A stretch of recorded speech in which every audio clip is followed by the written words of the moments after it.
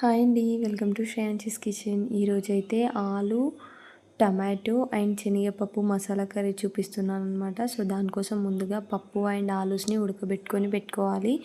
మెత్తగా ఉడికించుకొని రెడీగా పెట్టుకోండి. టమాటోస్, పచ్చిమిర్చి, ఆనియన్, కొత్తిమీర, పుదీనా అండ్ అలాగే ఉల్లికాడలు ఉంటే తీసుకోండి, లేదంటే ఆప్షనల్. బట్ ఆలు అండ్ శనగపప్పు అయితే ముందుగా ఉడికించి రెడీగా పెట్టుకోండి సాఫ్ట్గా. నెక్స్ట్ ఒక ప్యాన్ పెట్టేసి 2 స్పూన్స్ వరకు ఆయిల్ వేసుకోండి. సో ఆయిల్ మంచిగా హీట్ అవ్వాలి. 2 to 3 స్పూన్స్ వేసుకోండి. నేనైతే ఇక్కడ 2 స్పూన్స్ కొద్దిగా లైట్గా ఎక్కువ వేశాను. నెక్స్ట్ అందులోకి బగారా సామాన్లు వేసుకోవాలన్నమాట.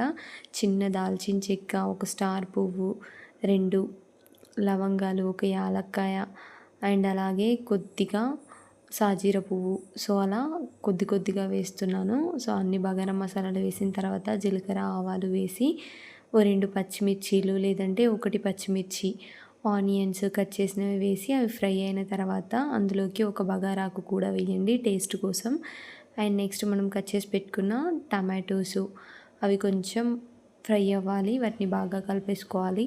పుదీనా, కొత్తిమీర అండ్ అలాగే ఉల్లికాడలు కూడా పోపులోనే వేసేసుకుంటున్నాను. మీ ఇష్టం, మీరు కావాలంటే లాస్ట్లో కూడా వేయచ్చు. బట్ ఇలా పోపులో వేస్తే మంచి టేస్ట్ ఉంటుందన్నమాట. సో నెక్స్ట్ అవన్నీ మంచిగా కలిపేసేయండి. బాగా కలిపేసి క్యాప్ పెట్టేస్తే ఒక 2 to 3 మినిట్స్ వరకు అవి ఆయిల్లో మంచిగా కుక్ అయిపోతాయి. 2 మినిట్స్ తర్వాత అందులోకి కొద్దిగా పసుపు అండ్ అలాగే టేస్ట్కి తగినంత ఉప్పు యాడ్ చేసుకోండి. యాడ్ చేసి మంచిగా మిక్స్ చేసేయండి. సో అలా మిక్స్ చేసిన ఈ మిశ్రమంలోకి మనం ముందుగా రెడీగా పెట్టుకున్న ఆలూస్ని, ఉడికించుకున్న ఆలూస్ ఉంటాయి కదా, సో ఆ కట్ చేసిన ఆలు ముక్కలను కూడా తీసేసుకోండి. సో వాటిని అండ్ అలాగే మనం ముందుగా ఉడికించుకున్న శనగపప్పు ఉంటుంది కదా, అది కూడా వేసేసుకోండి. సో ఇలా మీరు కలిపైనా తీసుకోవచ్చు, లేదంటే ఒకేసారి అయినా 2 తీసుకొని కలిపేసుకోవచ్చు. ఎలా తీసుకున్నా పర్లేదండి. సో ఇది మంచిగా కలిపేస్తున్నాను నేను. కలిపేసిన తర్వాత ఇందులోకి మనం ముందుగా ఉడికించుకున్న శనగపప్పు యాడ్ చేస్తున్నాను. సో ఆ శనగపప్పును కూడా తీసేసుకొని 2 బాగా మిక్స్ చేసేసుకోవాలి. సో ఇక్కడ మనం ఏంటంటే ఇవి ఆల్రెడీ బాయిల్ చేసుకున్నాము. మనకి ఎక్కువ టైం పట్టదు. ఫాస్ట్గానే కర్రీ అనేది ఒక 5 మినిట్స్లో కుక్ అయిపోతుంది అంతే. జస్ట్ ఒక 5 to 10 మినిట్స్ లోపే కుక్ అయిపోతుంది, ముందుగా ఉడికించుకున్నాం కాబట్టి. సో ఇవి రెండింటిని మంచిగా మిక్స్ చేసేయండి. బాగా కలిపేసి ఉడికించేసుకోవాలి. సో ఇప్పుడు కొద్దిగా కారపొడి వేస్తున్నాను.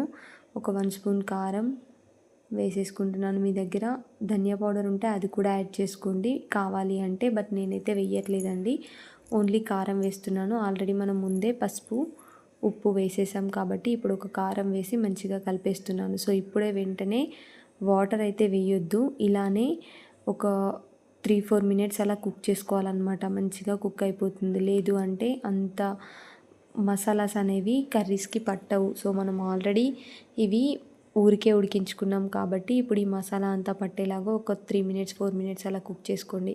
నేను ఇక్కడ ఒక 4 మినిట్స్ తర్వాత మీకు చూపిస్తున్నాను. సో ఇప్పుడు మంచిగా ఉడుకుతున్నాయి కదా, ఇందులోకి మనకి టేస్ట్కి తగినంత అండ్ అలాగే గ్రేవీ ఎంత కావాలో దాన్ని బట్టి మీరు వాటర్ యాడ్ చేసుకుంటే సరిపోతుందండి. చాలా simple curry and tasty curry అనమాట.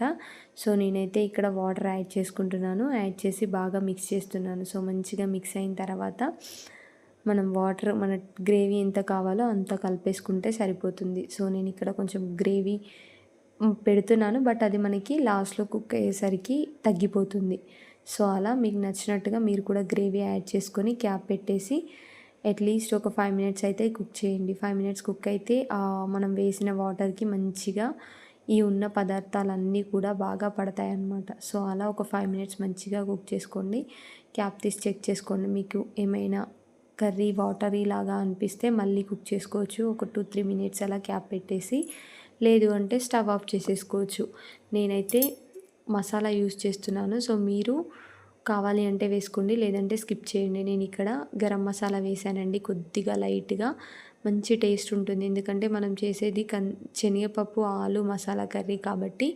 సో మసాలా వేస్తేనే మంచి టేస్ట్ వస్తుందన్నమాట. సో నేను ఇక్కడ మసాలా వేసి బాగా కలిపేస్తున్నాను.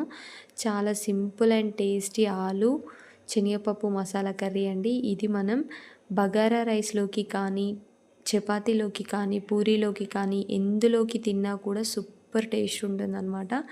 మాకైతే ఈ curry one of my favourite అని చెప్పొచ్చు. చాలా ఇష్టం చిన్నప్పటి నుండి, ఇప్పుడు కాదు మా మమ్మీ చేసి పెట్టినప్పటి నుండి చాలా ఫేవరెట్‌గా తింటాం మేము ఈ కర్రీ అనేది.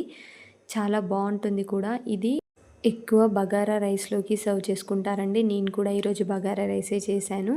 సో, బగారా రైస్‌లోకి అయితే మంచి టేస్ట్‌తో అసలు తిన్న కొద్దీ తినాలనిపిస్తుంది. సో, తప్పకుండా ఎవరైనా రిలేషన్స్ వచ్చి ఆ రోజు ఫాస్టింగ్స్ కానీ, లేదంటే నాన్ వెజ్ తినని వాళ్ళు ఎవరైనా ఉంటే ఇది చేసి పెట్టండి. అస్సలు మర్చిపోరు. అండ్ అలాగే చాలా బావుంది అని తృప్తిగా భోజనం చేస్తారు.